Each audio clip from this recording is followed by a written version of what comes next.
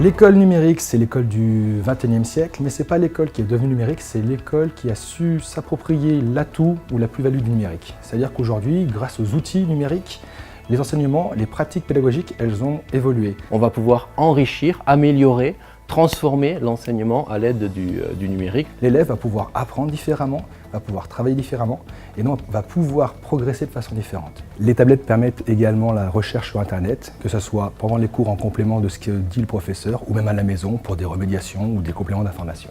L'intérêt essentiellement pour les élèves, au-delà du fait que ça va augmenter les compétences académiques qu'on va mettre en œuvre, eh bien on développe toutes ces compétences du XXIe siècle que sont la collaboration, la créativité, l'esprit critique, la communication, l'autonomie et puis bien sûr la citoyenneté numérique. L'école du numérique, c'est une école qui va certainement s'appareiller, va mettre en place des outils, que ce soit des écrans, que ce soit des tablettes, que ce soit des ordinateurs, que ce soit des réseaux.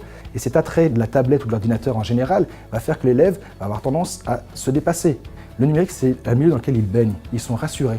Et souvent, ils ont l'impression qu'on ramène du numérique dans l'enseignement, qu'ils ne font plus de l'enseignement. Ça leur fait oublier ce disciplinaire dans lequel des fois ils sont en difficulté pour se donner davantage. Avant, j'avais pas la tablette, et maintenant que je suis arrivé dans cette école et qu'on m'en a fourni une, je trouve que certains travaux dans certaines matières deviennent plus faciles. Quand on est en classe, maintenant on a 2 télés, donc c'est vrai qu'il y a un prof qui peut projeter son cours et puis il y a un élève qui peut projeter lui qui fait l'exercice. C'est plus simple de directement aller sur la tablette, regarder les cours, les modifier. On peut se partager des documents, l'apprentissage est simplifié car on peut directement connecter les tablettes, les connecter sur les télés, se montrer les tablettes, partager des fichiers vidéo, des fichiers écrits. Le monde avance et il devient de plus en plus numérique.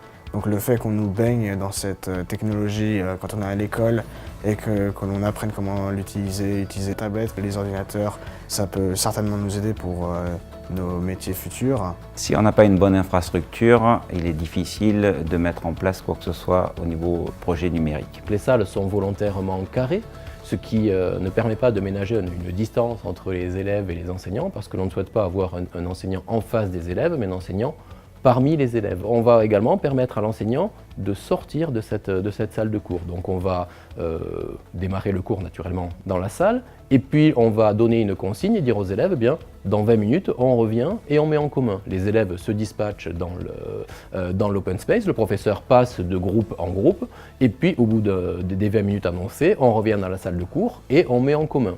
Ou on va faire une petite activité dans l'igloo et on revient ensuite dans la salle de cours. Nous avions des exigences bien précises par rapport aux spécificités techniques à l'intérieur des salles et on avait besoin d'un retour technique que PSI nous a apporté quant au positionnement, aux petits réglages, aux différents câblages, au bon choix de tout ce qui fait que nos souhaits ont pu être réalisés. PSI a été un partenaire essentiel à la mise en place de la transition numérique, surtout dans l'installation de ce nouveau bâtiment. Oui.